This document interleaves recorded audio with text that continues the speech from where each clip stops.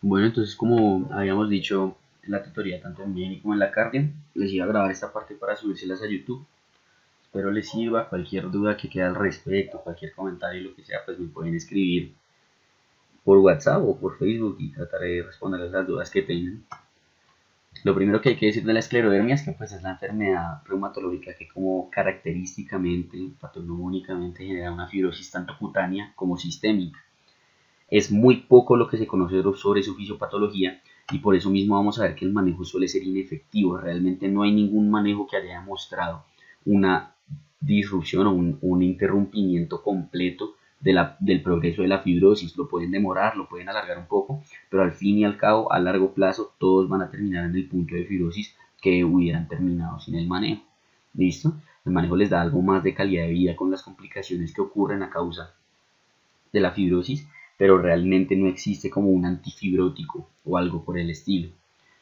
Genera una importante afección emocional precisamente por esto mismo de que los pacientes se enfrentan a que están diagnosticados con una enfermedad que no se conoce mucho sobre su fisiopatología ni se sabe bien cómo manejarla. Es más común en hombres a diferencia de todas las otras enfermedades autoinmunes que vimos y en afrodescendientes. Se va a presentar más o menos hacia los 35 a 50 años. En cuanto a la fisiopatología, se da una secuencia de eventos. Primero se habla de una alteración inmunológica, es decir, una producción de autoanticuerpos, igual que en todas las anteriores enfermedades. Posteriormente, debido a la lesión producida por estos autoanticuerpos, se va a generar una lesión vascular y esta alteración vascular lo que va a generar es una hipoxia. Y el problema es que hay una desregulación en la respuesta a la hipoxia que va a generar una inflamación innata y adaptativa severa y exagerada que a largo plazo va a llevar a la fibrosis tisular. La alteración inmunológica se va a ver como tal a dos eventos principales o elementos principales. El primero es la predisposición genética, igual que en todas las otras enfermedades que hablamos, y lo otro son las infecciones, sobre todo en cuanto al citomegalovirus por mimetismo molecular con la topoisomerasa.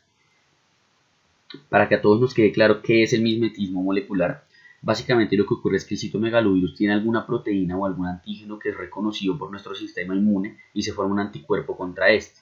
El problema es que esta proteína o antígeno del citomegalovirus es muy similar, sea químicamente o físicamente, a la topoisomerasa en este caso.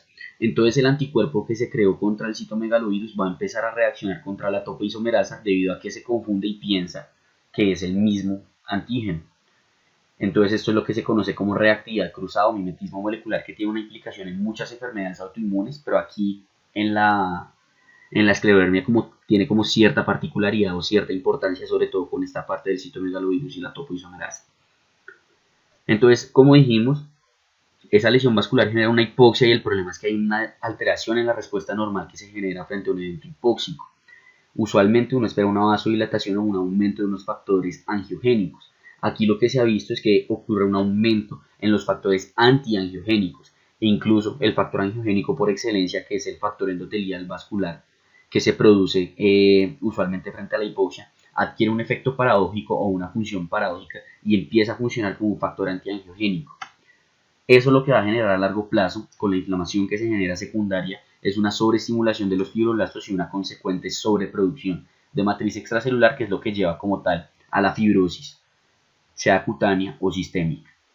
Además, pues hay una afección como tal inflamatoria celular. El componente humoral es muy limitado como tal en esta enfermedad. En cuanto a la presentación clínica, suele ser muy insidiosa y no tener como tal flares o recaídas o crisis, a diferencia de lo que fue el lupus, el SAF catastrófico, incluso la artritis reumatoide, que tenían esa presentación con flares. En esta no va a suceder, simplemente es una presentación insidiosa que va afectando progresivamente la piel y pues sí, también ocurre en el paciente los órganos. En cuanto a la afección cutánea, se habla de que suele tener una fase inicial que corresponde a la lesión vascular y es por esto que muchos de los pacientes con esclerodermia van a presentar inicialmente el fenómeno de Raynaud. Si ustedes en algún momento leen o estudian sobre cómo abordar un fenómeno de Raynaud, uno lo que tiene que hacer es mandarlo a dermatología para que allá con el dermatoscopio y demás hagan algo que se conoce como la capilaroscopia. La capilaroscopia lo que hace es evaluar como tal todos los vasos sanguíneos que están en el reborde periungueal como tal, debajo de la uña, en la porción anterior de la uña, y ahí se valora la integridad de esos capilares. Cuando uno tiene un fenómeno de Raynaud que tiene los capilares íntegros o una capilaroscopia normal, uno cree que es simplemente una enfermedad de Raynaud y ya, es decir, un Raynaud idiopático, como habíamos dicho en algún momento en las tutorías. Por el contrario, si hay una afección en la capilaroscopia, especialmente con algo que se conoce como la rarefacción, que la rarefacción como tal es la destrucción de esos capilares que hay en ese lecho ungueal, se cree que se debe como tal a una etiología autoinmune, muy particularmente o como muy característicamente la esclerodermia. ¿Listo? Y lo otro que se puede presentar así de afección cutánea relacionada con esta fase inicial va a ser las telangiectasias. Posteriormente se habla de que se genera una fase hematosa, es decir, hay un edema como tal cutáneo que incluso puede simular una falla cardíaca, y finalmente progresa como tal a la fase fibrótica de la enfermedad, que clásicamente suele presentarse de forma insidiosa, llegar a un pico máximo y posterior a esto ir como involucionar hasta el punto de base o a la meseta de presentación clínica donde se va a quedar ese paciente. Eso va a variar en cada uno de los pacientes qué tan grave queda o no como su afección de base. Eso es lo que me refería con la capilaroscopia. Esta podemos ver que es una capilaroscopia normal, una esclerosis temprana, que lo que tiene ya es una destrucción a cada alguno de los capilares, una esclerosis activa donde solamente se ven las hemorragias debidas a la destrucción de los capilares, y la tardía donde hay una completa anormalidad en la formación de la vascularización de este lecho ungueal. La afección cutánea, pues lo que va a generar como tal es una fibrosis. La fibrosis se puede ver como tal en todos los aspectos de la piel. Digamos, en el tórax se habla de esta famosa piel que es la piel acartonada.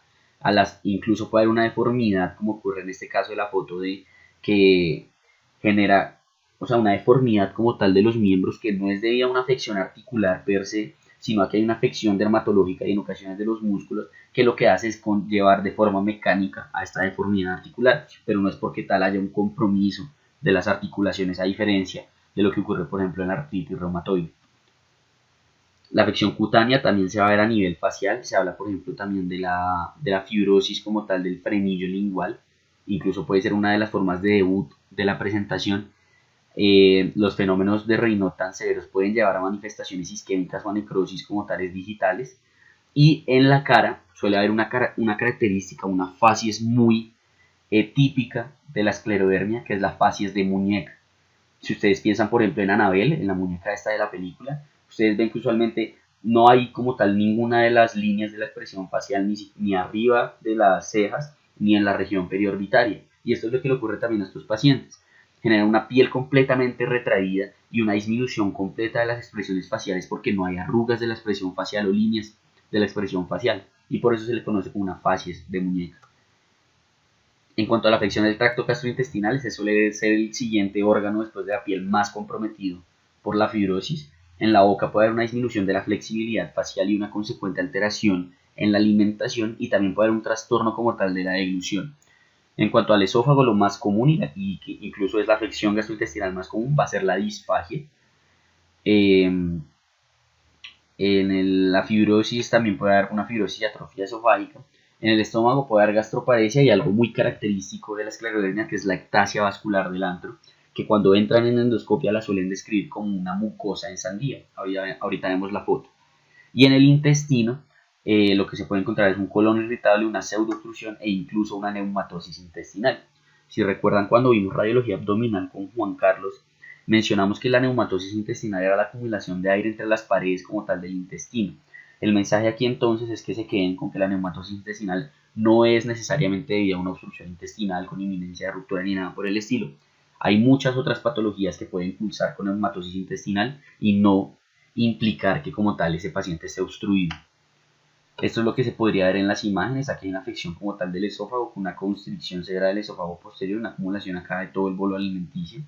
Los signos de obstrucción intestinal radiológicos que vimos con Juan Carlos, y aquí la neumatosis intestinal asociada. Aquí se ve también alteraciones de las válvulas pielocaliciales, y acá en la figura B podemos ver lo que les mencionaba de la ectasia vascular del antro, que es lo que les mencionaba que se suele ver como una mucosa de sandía. Si ustedes ven, parece una sandía como tal. En cuanto a la afección pulmonar, como les he preguntado y les he mencionado varias veces en las tutorías, la esclerodermia es la enfermedad autoinmune que de forma clásica, o es la reina por así decirlo, en la afección pulmonar, y usualmente es debida a fibrosis pulmonar, aunque también puede presentar como tal hipertensión pulmonar. Se dice que la mortalidad de la esclerodermia se debe en un 60% a la afección pulmonar, y de todos los pacientes con esclerodermia, más o menos el 60% con la variante cutánea difusa, que ahorita vamos a ver qué significa eso, se van a afectar de forma a nivel pulmonar, y un 20% de la variante cutánea limitada van a sufrir esta afección. La afección cardíaca va a presentarse en el 10 a 15% de los pacientes y se puede presentar con isquemia y con fibrosis como tal del miocardio. Esto se ve a que en el corazón y en los vasos coronarios ocurre algo similar a lo que ocurre en los dígitos, o en los dedos más bien. Entonces ocurre algo que se llama el Raynaud cardíaco, que son unos fenómenos vasoclusivos coronarios que van a llevar a una isquemia transitoria y una consecuente fibrosis como tal. Si esta fibrosis afecta el recorrido del sistema cardionector, pues van a presentarse arritmias. La afección pericárdica puede presentarse como derrame e incluso como una pericarditis constrictiva. En cuanto a la afección renal es muy poco común y si se genera suele afectar lo que se conoce como, o lo que se suele ver también en la histopatología de la hipertensión maligna, que es esa arteriolosclerosis maligna que se suele ver como la arteria en anillos de cebolla, las capas de las arterias se ven en anillos de cebolla. Y hay una fibrosis como tal a nivel de las arqueadas. En la afección osteomuscular puede haber como tal una fibrosis muscular debida a la esclerodermia, pero es bastante característico que si hay una afección muscular se vea un overlap con una dermatopatía, una miopatía inflamatoria autoinmune. Se dice que más o menos 5 a 10% de los pacientes con esclerodermia tienen un overlap con una miopatía inflamatoria, sea dermatopolimiositis, polimiositis, etc. O no sé, miositis de cuerpos de inclusión, hay varias. ¿Listo? Y la afección articular usualmente puede estar dada por erosiones y estrechamiento del espacio articular, pero es más bien rara. Cuando uno se enfrenta al paciente, lo que tiene que hacer es clasificarlo de acuerdo al compromiso cutáneo. Entonces, históricamente, si ustedes leen, van a hablar solo de 2 tipos, no 3 tipos como está representado aquí en esta imagen que les presento en la diapositiva. La tipo 1 usualmente se hará de la limitada y es cuando hay un compromiso distal a los codos y distal a las rodillas, sin incluir los codos ni las rodillas. ¿Listo? Esa es la que se habla de la tipo 1 y la tipo 3 era cuando subía de los codos, afectaba ya los codos o subía arriba de estos o las rodillas o subía arriba de estas y se hablaba de la variante difusa de la esclerodermia. Sin embargo, se han dado cuenta en algunos estudios que hay una variante intermedia que es la que está ahí escrita como la tipo 2. Sobre esto todavía existe debate como tal y no hay un consenso sobre si debería o no clasificarse en 3 tipos o exclusivamente en los 2 tipos originales que eran la cutánea limitada y la difusa. La razón por la cual se ha creado, o hay gente que defiende la creación de este tipo 2, es que se ha dado cuenta, así como vimos en la fibrosis pulmonar, la cutánea difusa tiene una prevalencia más alta que la limitada de fibrosis pulmonar. Y eso ocurre en la fibrosis de todos los sistemas, ¿listo? Es más prevalente la fibrosis sistémica en la cutánea difusa que en la cutánea limitada. Y se cree que estos pacientes que tienen este tipo 2, que lo que tiene de característico es que no sobrepasa los hombros y no sobrepasa la cadera, tienen un pronóstico intermedio o una incidencia de fibrosis sistémica intermedia entre el tipo 1 y el tipo 2. Entonces, por eso, digamos, este libro que es como una de las Biblias de la reumatología, que es la Kelly, propone la clasificación en esas 3, tipo 1, tipo 2, tipo 3, pero como les digo, hay otras bibliografías donde ustedes van a encontrar que simplemente hablan de la cutánea limitada y la cutánea difusa. En cuanto a los anticuerpos, existen varios relacionados. Los 3 primeros que están mencionados ahí son los más importantes que hay que conocer porque son los anticuerpos criteriales, por así decirlo, los anticuerpos que se miden para el diagnóstico como tal de la esclerodermia. Está el antitopoisomerasa 1, que es el mismo anti-SCL70 y es el que clásicamente ustedes van a ver que piden cuando hay una sospecha como tal de una esclerodermia. El anticentrómero y el anti-ARN polimerasa 3. Cada uno de estos tiene cierta relación con cómo va a ser la presentación o afección de este paciente. El anti-SCL70 suele ser de un subtipo difuso y va a ser el que más se va a relacionar con fibrosis pulmonar, mientras que el anticentrómero suele tener una variante cutánea limitada y lo característico es que si llega a afectar el pulmón no va a ser en forma de fibrosis sino en forma de hipertensión pulmonar y va a tener unos fenómenos necróticos o unas isquemias digitales muy importantes porque tiene un Raynaud de muy difícil manejo. Y el anti-ARN polimerasa 3 se va a caracterizar pues, por la afección cutánea grave porque va a ser difuso y va a tener una relación usualmente con cáncer. ¿Listo? En cuanto al diagnóstico, al igual que en todas las enfermedades que vimos de forma presencial en la tutoría, no vamos a hablar de unos criterios diagnósticos, sino de unos criterios clasificatorios. Entonces acordarse que los diagnósticos de las enfermedades autoinmunes son clínicos y no se requiere el cumplimiento de todos los criterios clasificatorios para uno poder diagnosticar una enfermedad autoinmune. Sin embargo, estos nos sirven mucho para hacer la aproximación diagnóstica. Entonces, estos son los criterios que existen actualmente de la ASR y de la EULAR. Y lo que dicen es que uno tiene todas estas variantes donde al igual que en todas las anteriores debe tener una clínica y una paraclínica y se va a sumar la puntuación y si esta puntuación es mayor a 9 o mayor o igual a 9 se habla de que cumple los criterios clasificatorios y es positivo para una esclerosis sistémica. Lo que dice es que si hay un engrosamiento como tal de los dedos que afecte las metacarpofalángicas, eso ya de entrada le va a dar 9 puntos. Mientras que si la afección de los dedos es por encima de las metacarpofalángicas, va a dar 4 dedos. Y si solo están, pues la afección como tal fibrótica de esclerodactilia. Y si solo están hinchados, va a dar 2 puntos. Las lesiones en las puntas de los dedos, sea úlceras o cicatrices debidas como tal a los fenómenos isquémicos, van a dar 2 y 3 puntos respectivamente. La telangiectasia 2 puntos.